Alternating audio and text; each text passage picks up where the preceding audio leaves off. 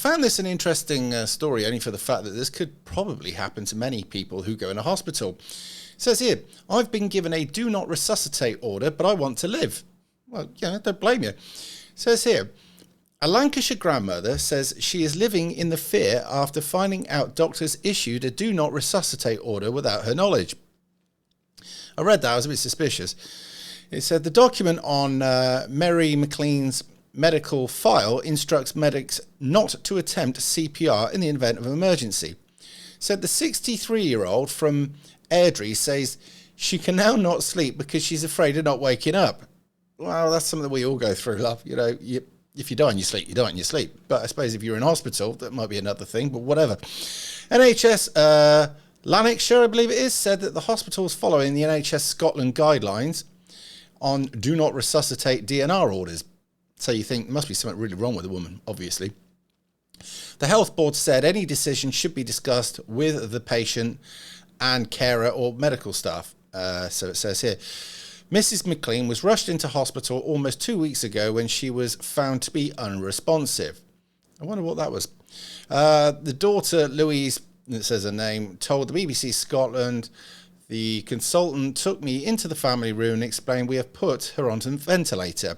If this doesn't work, we have also put a DNR in place, so we won't be resuscitating her should she flatline. There was no discussions with anybody regarding the DNR. That strikes me as odd.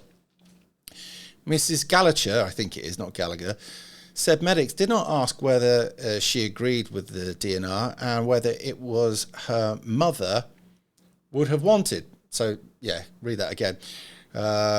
Said the medics did not ask whether she agreed with the DNR or whether it was what her mother would have wanted. Yeah, got that right. If they would have asked me, I would have said, no, absolutely, resuscitate her. Bring her back, she said. She has no illness. She is not on an end-of-life care, not sick or poorly. Obviously, there's something wrong that's made her get in a hospital. But what I'm getting from this is prior to her getting to hospital, there is no signs of what's going on here. Nothing, that would stand out as, oh, yeah, she's been slowly going downhill for a long time. And to resuscitate would just be to prolong. And I always thought that a DNR was something like somebody who was at the end of life kind of thing, dying of cancer. So if they did flatline, you brought them back, you'd only prolong the suffering or something similar to that. I thought there had to be something very obvious. It says, on her medical records, it's just asthma. Oh, great. I got asthma, so what I get as well. They said she had a chest infection or pneumonia, and I would think it would warrant a DNR being put on her. We asked for a second opinion and did not get it, clearly. We asked to speak to the consultant when we were up in the critical care ward. We did say that we did not agree with it. What is a do not resuscitate order? A DNR is also known as a DNA CPR or a DNAR. It is a form filled by a doctor or a senior nurse which instructs medical staff not to perform cardiopulmonary resuscitation, got that out, treatments to attempt to restart the heart and breathing after they have stopped. Other treatments will be used but not CPR. The decision has been taken because CPR, which can involve chest compressions or electric shock, often does not work and very few people make a full recovery near the end of life. Yeah, oh, right, near the end of life, I get that. There may be no benefit in resuscitation, as I was saying. In most cases, people should be informed when a DNR is in place and medics should discuss it with the patient or the next of kin. Official guidance states no doctor will refuse a patient's wish for CPR if there is a fair chance of success. But patients cannot demand treatment that will not work. All pretty common sense, I'm thinking at the moment. I have to say, this person, the picture of her, doesn't look like she's a particularly poorly thing. Miss McLean has now been discharged from hospital, but she fears becoming ill again. Well, let's hope you don't. I'm not sleeping at night, she says, and I'm panicking in case I won't wake up and I can't get it out of my head. I've been in and out of hospital with my chest, but the next time I go in, like that or not even as serious as that. They may be saying, oh, well, she's got a DNR. Let's just let her go. I'm thinking there must be something more than this. I can't get my head around the fact that somebody with asthma would get given a DNR. I mean, this doesn't seem like this person's linked up to an oxygen machine day and night and that they're really struggling. It just doesn't make any sense.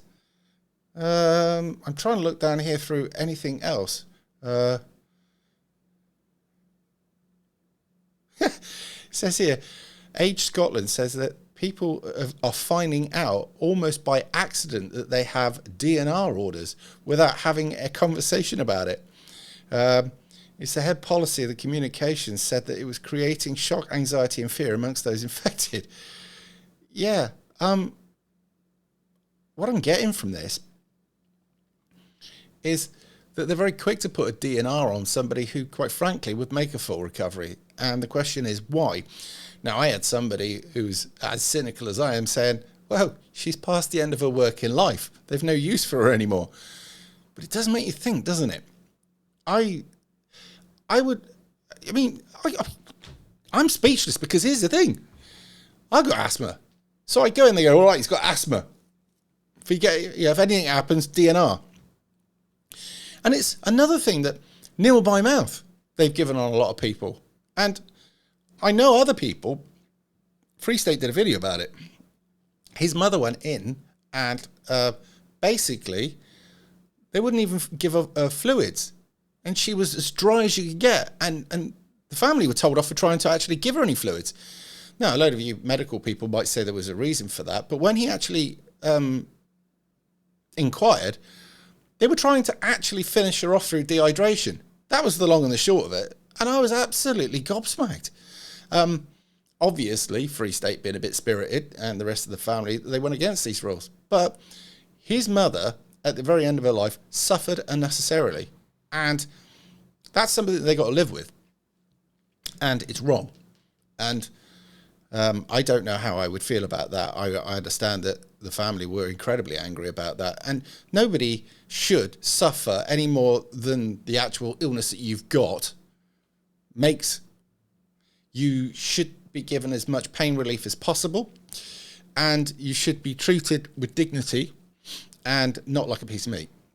Now, there's probably a lot of you within the medical profession, the hospitals, that are thinking that what I'm saying is completely wrong. Others may not obviously have much to say about it. There are parts of the NHS, right, that are very good. And I know that people have gone into, say, for instance, A&E and said how wonderful the people were there and how well they worked on them. And they were tirelessly about how they went about making sure that the person was fixed, to put it bluntly. I know this is the case. But what I'm trying to point out here is in many places, right, the NHS is no longer the thing it used to be, and it is got big problems. And I can't help but think that there's something more sinister behind it because, well, let's be honest, we're seeing that there is so much going on behind the scenes in the world we live in at the moment that is sinister, that is completely unbelievable, that now people like me will search for the extra and will think, is there more to this? Because that's what it's turning out to be a lot. So let me know what you think about the DNR thing. Let me know if you've experienced this on one of your family's paperwork, friends' paperwork, what you know about it, any experience, and yeah, put it in the comments. Anyway, the first video I did, which incidentally, I've done a video today that was a complete rant, and it was about the figures for COVID coming from the NHS and other stuff, and it's a total rant, like the old days really, swearing, etc. And there was no way at all that I could put it in here. So I've put it out and it's uploading at the moment on Rumble and will be out later on. So probably by the time you get to watch this, I'm hoping that it would have uploaded to Rumble. The link will be out there. I'll hopefully get a link in the description here and you can have a look for yourself. I did go off a bit. That's why I've got a bit of a sore throat right now. But things need to be said. The fact that I'd recorded it 3 times prior to it actually working, the computer had a upload and it was making the mic go out through another headset over there, which is why it just wasn't working. But it's me, innit? It's technology. Somebody else needs to be doing this, not me. Right. Anyway, thanks a lot. I'll see you later.